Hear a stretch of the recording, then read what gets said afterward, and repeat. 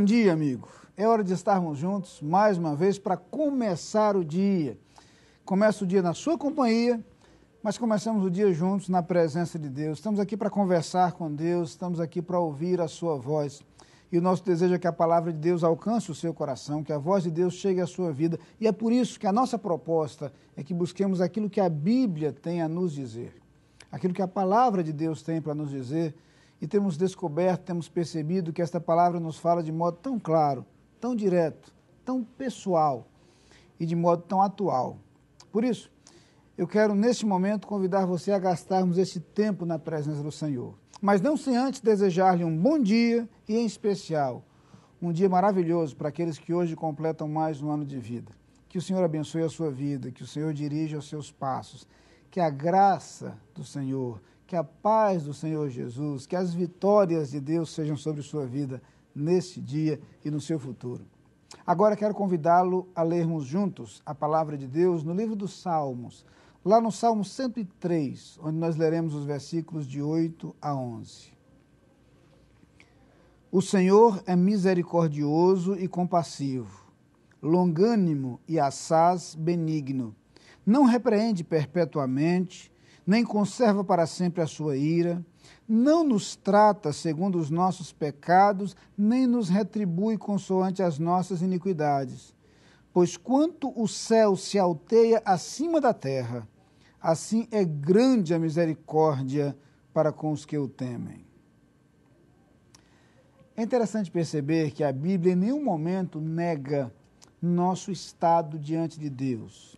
A Bíblia fala de um Deus santo, de um Deus perfeito, mas diz claramente que no outro extremo estamos nós, pecadores e imperfeitos.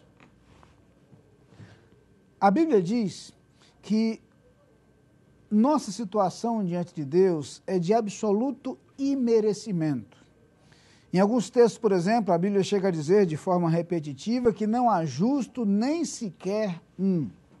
O apóstolo Paulo afirma aos Romanos, no capítulo 3, versículo 23, que todos pecaram e destituídos estão da glória de Deus. A verdade é que todos nós somos falhos, todos nós somos pecadores, todos nós nos distanciamos do projeto de Deus para a nossa vida. Eu sei que às vezes você tenta alegar que não comete pecados sociais perceptíveis aos outros, não tem sido o autor de grandes escândalos, mas seja honesto. Admita que nos pensamentos, nas intenções e nas ações, muitas vezes você tem errado, tem falhado diante de Deus. Como todos nós. Somos todos, sim, pecadores. Jamais alcançaremos o padrão divino. Jamais alcançaremos a santidade de Deus. Seremos sempre devedores, seremos sempre inferiores a Ele.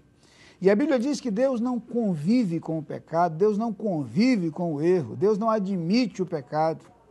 No entanto, a mesma palavra de Deus que fala da realidade do nosso estado como pecadores, que afirma que Deus é santo, absolutamente santo, e não convive com a iniquidade e com o pecado, é a palavra de Deus que nos fala da misericórdia de Deus, da graça de Deus para conosco. E como é que se manifesta essa misericórdia? Como é que se manifesta esta graça? Eu vou lhe dizer, algo que talvez você já conheça, talvez você já saiba. Um dia, Deus enviou seu Filho ao mundo. Jesus se fez homem e viveu entre nós. Como homem, diz o texto da carta aos Hebreus, em tudo ele foi tentado, mas não pecou. Viveu de forma perfeita, absoluta, mas com um projeto. Ao final de sua vida curta, Jesus foi levado à cruz. E ali na cruz, Jesus cumpriu tudo aquilo que estava previsto desde o Antigo Testamento. Para repetir as palavras do profeta Isaías no capítulo 53, palavras proferidas séculos antes de Jesus vir ao mundo, ali na cruz ele foi moído pelas nossas transgressões, ele foi traspassado pelas nossas iniquidades, e pelo seu castigo nós encontramos paz. O que acontece é aquilo que é explicado melhor no Novo Testamento. Na primeira carta de João, por exemplo, ele diz que o sangue de Cristo nos purifica de todo o pecado. E então nós encontramos em Cristo Jesus o perdão dos nossos pecados. Somos todos pecadores, sim.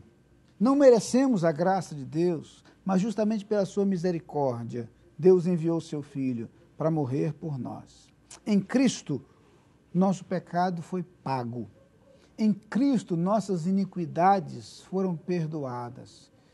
E nós passamos a experimentar, então, a graça de Deus. Veja que nesse salmo que foi escrito também muitos séculos antes da vinda de Cristo, já a afirmação clara de que Deus é misericordioso, de que Deus nos liberta das nossas iniquidades, Deus nos concede o seu perdão, e Deus distancia os nossos pecados de nós, como vai dizer o versículo 12 desse mesmo salmo, tanto quanto o Oriente está distante do Ocidente. Deus afasta de nós a nossa culpa. Deus nos liberta da nossa culpa pelo sangue de Jesus Cristo, que nos concede perdão. No outro salmo, de número 32, o salmista vai dizer que o homem bem-aventurado, o homem feliz, é justamente aquele a quem a iniquidade é perdoada, aquele a quem Deus não imputa pecado. Através do sangue de Cristo, do sacrifício de Cristo por nós podemos ser absolutamente libertos do peso dos nossos pecados e do castigo dos nossos pecados. Por isso Jesus afirmou: se, pois, o Filho vos libertar, verdadeiramente sereis livres. E por isso o apóstolo Paulo afirmou que o salário do pecado é a morte, mas o dom gratuito de Deus é a vida eterna em Cristo Jesus, nosso Senhor. Reconheça sua situação diante de Deus, reconheça suas falhas, seus pecados, mas não apenas os tenha como verdade. Busque o perdão que há em Cristo Jesus. Abra o seu coração diante dele. Abra o seu coração para receber o Senhor Jesus, para permitir que o sangue de Jesus o purifique dos seus pecados, de suas iniquidades. Entregue-lhe sua vida neste instante, enquanto nós oramos, enquanto nós falamos com o Senhor. Pai querido, muito obrigado, Senhor, porque embora sejamos pecadores, embora não mereçamos a Tua graça, a Tua misericórdia para conosco, muito obrigado, Senhor, porque Jesus veio ao mundo e morreu por nós, para que nele e através dele pudéssemos ter os nossos pecados perdoados. Muito obrigado pela Tua graça, pelas Tuas misericórdias. Eu te peço agora por cada pessoa que nos assiste neste instante, que cada um seja, Senhor, alguém que experimentou esta graça, que tenha seu coração aberto para receber a Jesus, que tenha seu coração perdoado pelo sangue de Cristo Jesus, que as suas iniquidades sejam lavadas, sejam desfeitas pela Tua graça e pelas Tuas misericórdias, que o Senhor Jesus cuide de suas vidas e as dirija a partir deste instante. É no seu nome que eu te peço. Amém. Lá vem o sol pra dizer que é dia, enchendo a terra de luz, a noite despontando no horizonte.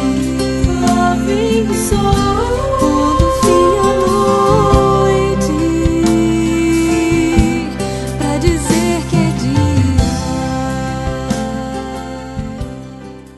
Você é nosso convidado a participar das atividades da Igreja Batista da Capunga. No domingo, Escola Bíblica Dominical, às 9 e 18 horas. Culto, às 10 e 19 horas. Transmitidos ao vivo pela internet e pela Rádio Evangélica 100.7.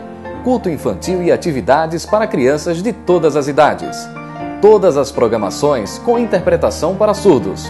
Igreja Batista da Capunga, Rua João Fernandes Vieira, 769, Parque Amorim, ao lado do Colégio Americano Batista. Fone 3092-6578. Visite o nosso site www.capunga.org.br.